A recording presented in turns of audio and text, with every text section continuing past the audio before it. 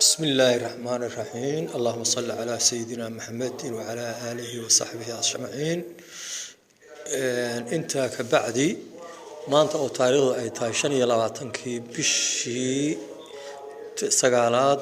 2015 waxa magaalada Helsinki isugu yimid wax garadka iyo odayaasha harti ee degan wadanka Finland sida darteed arinta la isugu yimid oo laga wada hadlayaa waxay ahayd dhibaatadii waagi dhawaad ka dhaxday labada beelood ee walaalaha ah dhibaatada iyada ah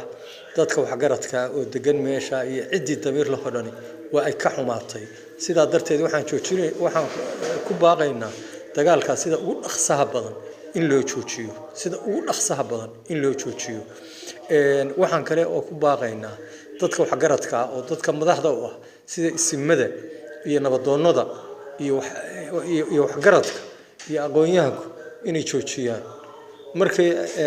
waxa kale oo loo doonayaa inay arinta joojiyaan dadka siyaasiyiinta ah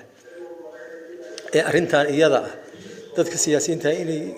istaajiyaan waxaan ognaa arinta iyada ah inay daba dheeraatay oo muddo dheer ay qaadatay waxay ka soo bilaabatay ilaa iyo xilligii maxamed cabdi yuusuf 6 bilood oo hayay waxay soo gaadhay ilaa iyo hadda oo cabdi wali uu madax ka yahay ilaa iyo inta dagaalka socda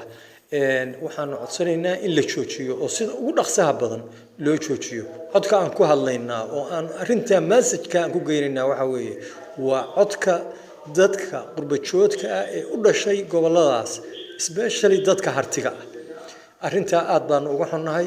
waxaan codsanaynaa inaanu joojino ma joojinayna baaqyada waxaanu gaarsiinaynaa jaaliyadaha kale oo dibadda waxaan kale oo gaarsiinaynaa shir baan dhaqsaha hadda qabanaynaa oo waxaanu ku qabanaynaa wadanka Finland jaaliyadaha qurbajoogta ee reer Yurub oo dhan iyadana waan ka jeedinaynaa arinta iyada baaqna waa ka soo saaraynaa sida darteed arinta iyada sida ay tahay iyo culayska ay leedahay waa inay u qaataan dadka aan xusay oo ay ka mid yihiin siyaasiyiinta nabadoonnada isimada wax garadka dadka aqoonta leh dadka daacadda ah oo arinta iyada ka gubanaya baanu arinta iyada u jeedinaynaa ninka in la hadlaya Axmed Albataweeye aad baan arinta iyada ah